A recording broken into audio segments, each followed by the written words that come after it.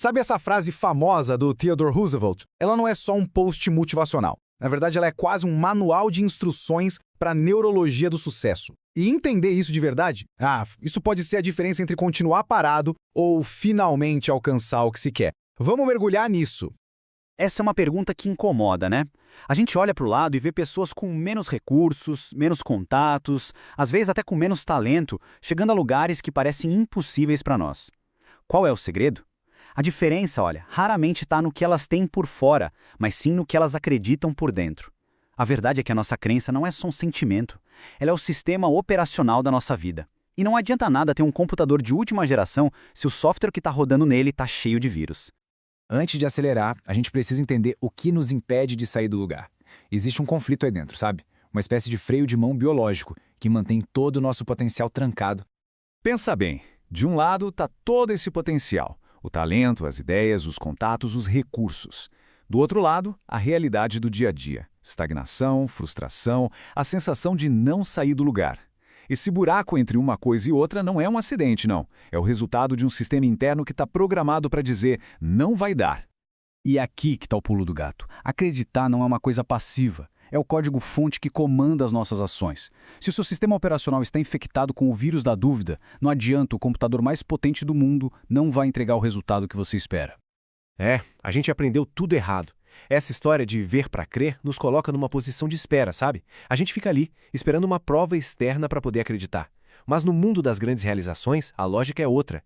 É preciso crer primeiro para só então o nosso cérebro ser capaz de enxergar o caminho. E o mais fascinante é que a dúvida não é só um sentimento, é um mecanismo de defesa do cérebro para economizar energia. Pensa comigo, por que o cérebro gastaria recursos preciosos com algo que a programação interna dele já carimbou como impossível? Ele não gasta, ele simplesmente puxa esse freio de mão biológico. Certo, mas como esse freio de mão funciona na prática?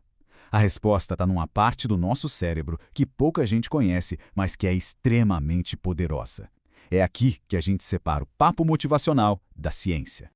Então, conheçam o Sistema de Ativação Reticular, ou SAR.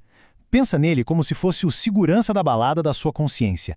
Milhões de informações estão tentando entrar a cada segundo, mas é o SAR que decide quem está na lista VIP e quem fica de fora. O processo é bem direto, na verdade. O mundo joga uma avalanche de dados na gente o tempo todo. O SAR, que funciona como um filtro super inteligente, olha para tudo isso e pergunta, ok, o que aqui é relevante para os objetivos atuais? E só depois disso ele entrega um relatório resumido para nossa mente consciente. O melhor exemplo é o da festa. Imagina, você está numa festa lotada, música alta, gente falando, barulho de copo, seu cérebro ignora tudo isso. Mas se alguém, mesmo que baixinho, fala o seu nome lá do outro lado da sala, pá! Na hora a sua atenção é ativada. Por que isso acontece? Porque você programou o seu SAR para entender que seu nome é uma informação de altíssima prioridade. O sistema funciona, e funciona muito bem. E aqui vem a grande revelação. Esse filtro não é fixo.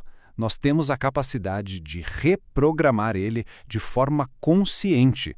E é isso que muda completamente o jogo. Então, o ponto crucial é este.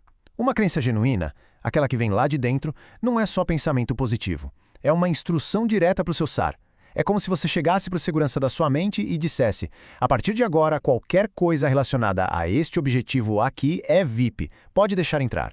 E quando essa reprogramação acontece, a sua percepção do mundo muda drasticamente. O que antes parecia um obstáculo gigante, o SAR agora te apresenta como um degrau para subir. O que era um problema vira uma lição. Todo aquele ruído de fundo se transforma em oportunidades que, antes, eram simplesmente invisíveis.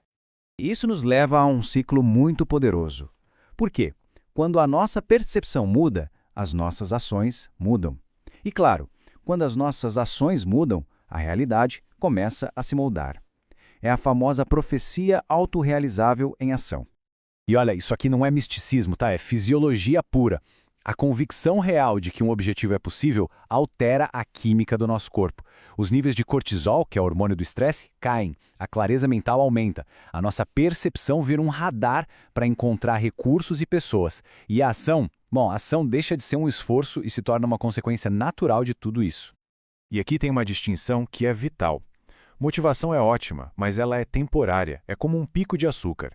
Já a convicção Essa crença profunda e reprogramada é o verdadeiro combustível do motor. É o que nos mantém andando naqueles dias difíceis, quando a motivação simplesmente resolve não aparecer. É aqui que o ritmo acelera. Com todo esse entendimento, a frase do Roosevelt vira um chamado para ação imediata. O ponto de virada não é amanhã, não é semana que vem. Estar no meio do caminho não significa ter metade do trabalho pronto. Significa ter vencido a batalha mais difícil de todas, a batalha interna contra a dúvida e a paralisia. É aqui que tudo se conecta. Uma vez que a crença está instalada e a dúvida foi silenciada, a execução não é mais uma questão de se, mas de quando. O corpo e a mente entram em um estado de alinhamento, de fluxo. Depois que essa mudança interna acontece, o caminho externo fica muito mais simples. Não quer dizer que não vai ter desafio, claro que vai, mas agora eles são vistos como o que realmente são. Problemas para resolver e não como uma prova de que o objetivo era impossível desde o começo. O resto é trabalho, repetição e ajuste de rota. Então, a gente termina com um desafio, uma pergunta direta. Qual é a história, a desculpa, a mentira que tem sido contada aí dentro para justificar o freio de mão puxado? Identificar essa mentira é o primeiro passo para assumir o controle. É assim que se reescreve o comando, que se reprograma o filtro e finalmente se enxerga o caminho que, na verdade, sempre esteve aí na sua frente.